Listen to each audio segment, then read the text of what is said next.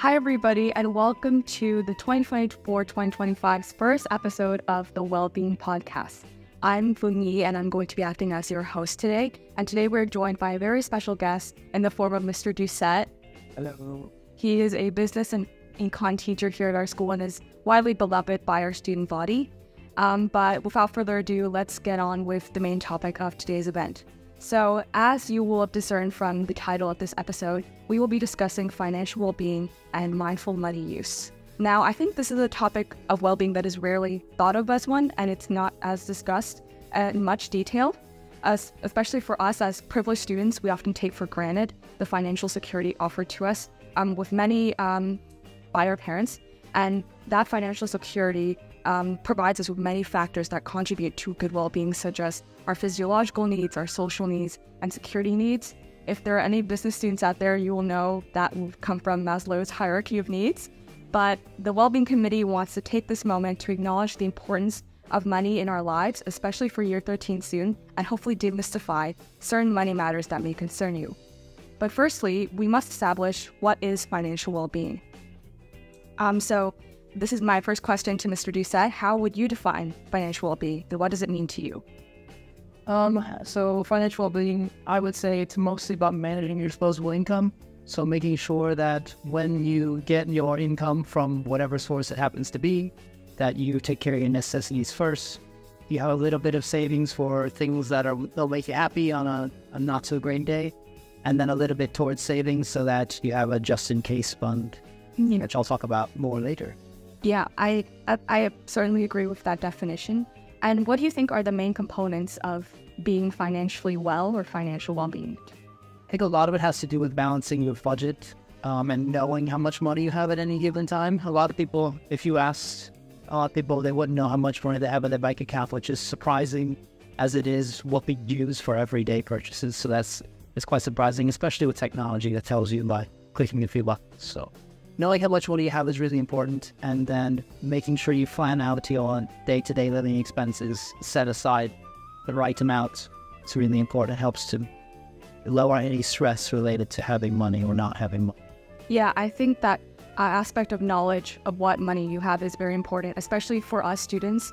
I mean, from my personal experience, I used to have a phase where I would just constantly online shop as like a means to, relieve stress, but also I wasn't using social media, so that was sort of my way to gain dopamine. I wasn't aware of like the actual money that I had physically, but also in my bank account, and that was just constantly depleting my resources. But when I recognized that, oh, this is the amount of money that I've wasted on my online spending, then it really put into perspective for me, and actually what inspired me to talk about this episode for the Wellbeing Podcast. Okay. Yeah, so makes sense. Yeah, so now we want to move on to the physiological effects of financial well-being. Personally, it brings me a lot of stress thinking about how I'm going to manage my money or make my own money independently next year as I'm in year 13, and also developing the financial literacy to correctly spend, save, or invest. So my question to you is, did you ever feel that way as you approach a similar stage, and how did you overcome those financial struggles? So I think I was quite lucky. My mom used to be the vice president of a bank, and she taught me from a young age kind of how to deal with your finances. And I would say that even in the age of technology, having cash is really important, because of that money, then it's easier to manage. It's easier to look at the money in your hand and say, oh, I don't have much money left, compared to constantly checking your account. This is something that you probably do less often. So yeah, it's very stressful, but there are ways to manage that. I would say a lot of it has to do with, my first recommendation, I guess, would be to take your necessity money, the money you can use for groceries and other things, and get it out of your ATM or your bank account, and then put it aside and keep that so that you can split it up. Let's say you're going to the yesterday, I have $100 for groceries this week and $100 next week, and that is much easier to manage than putting it all into one pot and then going to the supermarket and just buying whatever you like, right? So it makes it easier as a sense of setting your budget, right? Because budgeting is one of the things that lowers your stress, because then you at least know, okay, I can't spend more than this, and if I do, then that money's coming out of next week, and that will make it, put it into perspective, so you kind of manage it better.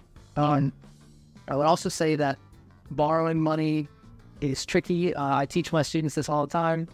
You know, interest is not great, and credit card interest is even higher, and they don't really explain it properly, but you're paying between 10 and 35%, which is crazy, and that's how the credit cards make their money. But people don't think about that because they just say, oh, well, I don't have to pay for it now. I'll deal with it later. And that deal with it later is what causes a lot of stress.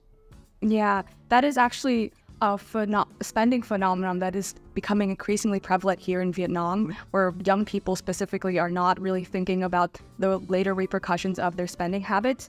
And I think it's a very unluckily for most of the young population in Vietnam, we actually feel a lot of stress when it comes to our money. Vietnam is actually the second most stressed country in the Asia-Pacific region regarding their current financial situation, with about 67% of people saying they're stressed about their finances.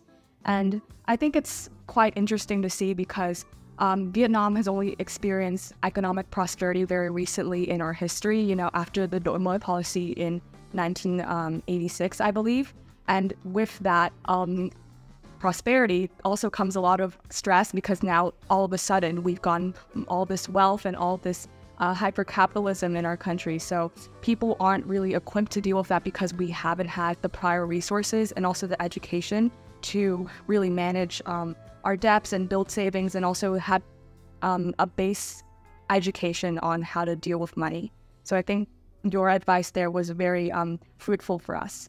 But now we will go a bit deeper into how to develop financial literacy. So I think you've alluded this to your past answer, but what are some steps students could take right now to become more financially literate? I would say along the lines of setting up your budget, but also there's some key financial things I would say. Lending money to your family or friends is always a tricky one, and it breaks up a lot of relationships, whether that's family or friends. So I would say never lend anybody money that you're not willing to just accept as a loss. Otherwise, then that stress will make it very difficult to be friends or difficult to deal with your family.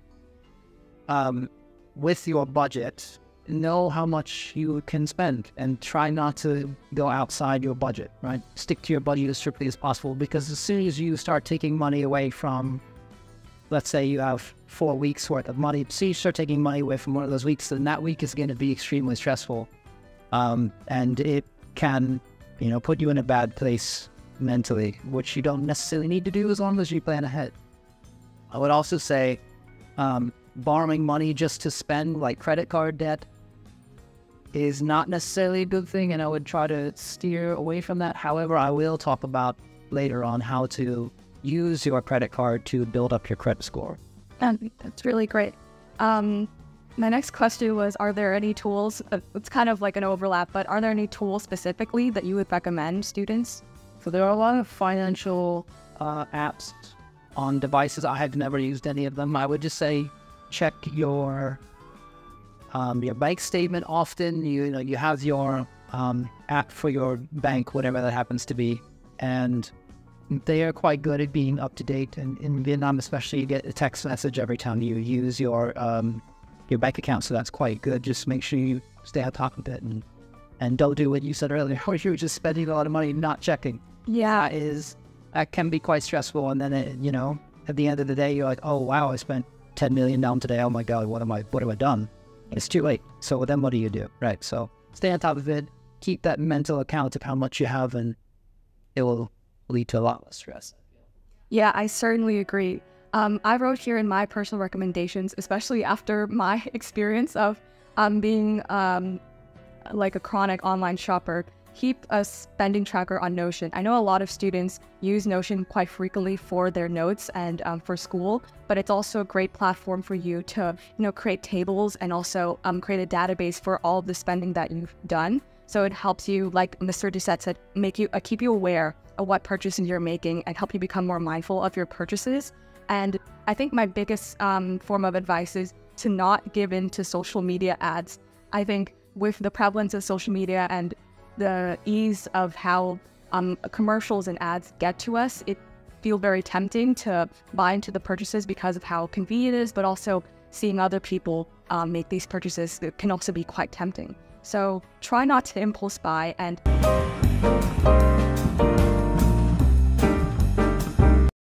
And I know it's easier said than done, but come back to your phone later in the day and see if you still want it. Do I really need it? And will I ever use it? I think those are two really important questions to ask yourself when it comes to buying things online, especially on social media. And my final advice for the year 13s is petty cash is everything. Open an emergency fund and add any amount of allowance you have remaining or lucky money you have from TET, put it in the account. I also keep one for like physical allowances I often gain from my mom. So I'll keep it in my piggy bank and just save that for when I ever study abroad or any emergency situations. So yeah, those are my 3 key takeaways. Do you want to elaborate more on your credit card debt? Right. So I've got some things I wrote for anybody that's deciding to go to study in the U.S. It's very difficult as an immigrant to the U.S. to get a credit score. Getting a credit card is easy, but a lot of purchases require you to have a good credit score, which is made up of you borrowing and paying back money. So one thing I would say is first check with your university, because most universities have an advisor, and the advisor will help you find a bank that gives free accounts to students, so there's no charge for taking ATM withdrawals or monthly charge or reoccurring charge or anything like that. So check, because most American banks have a student account and it's valid as long as you're a student and you don't have to pay for it. So that's one thing I would recommend. I would also recommend putting your money you spend, like your necessity spending and your savings, in separate bank accounts, like completely separate bank, because that way it becomes a lot harder to spend, and you know which one you go to spend for food, and you will know which one you go to save your money. So it just kind of mentally separates it for you, so that way you don't have any misgivings of accidentally clicking the wrong account and spending money you shouldn't have been spending. And then specifically about the credit cards, so to build up a credit score, you have to have a proven track history that you can borrow and pay back money. So what my mom always taught me was that if you buy everything on your credit card, even small things, and then at the end of the day, you go back and pay it off. Now, this is good in a few different ways. First, it helps you to keep up to track of what you've purchased, and that way it removes it from your bank account, so you are staying on track with your budget. But it also shows that you are a reliable customer, and the more often you use your credit card, the better your credit score gets. The higher amounts of money you spend on it and pay back, the better your credit score gets over time. So if you're going to be in the US for 4 years, you might as well start immediately, get yourself a credit card, but be very careful, because like I said earlier, the interest rates are about 33% or more in America, so quite high. And so once you get into paying back interest, a lot of people, their income goes to covering just the interest. They don't actually pay back any of their principal borrowed money. And that's where people get into trouble. So you need to be careful and stay on top of it. Yeah, that's really, really great advice. I have nothing to offer for anyone going to other countries, but I suggest you consulting Mr. Adams or the rest of the business department on that end. But I guess I want to close off on this little paragraph that I wrote. I think time is truly money. It's not just an aphorism, because people work long hours to earn their money. And I dare you to ask yourself, is it worth it to throw it all away on a really asinine purchase? This will become more apparent as we grow up and get jobs. But think about our parents and how hard they work to give us a great start in life and a solid educational foundation here at BVIS. So do you have any closing thoughts? Well, I would just point out one economic theory about your supply of labor, right? Remember that when you offer up your time for money, it only works so far as you're willing to offer it. So if you're willing to offer up a lot of time to work a lot of hours, you'll get a lot of money, but you need to make sure you balance your free time.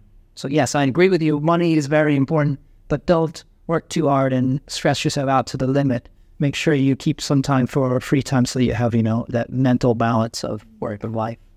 Thank you so much for joining me and agreeing to take some time off from your day to speak on the Wellbeing Podcast, Mr. Doucette. I really appreciate it. Thank you. Bye, everybody.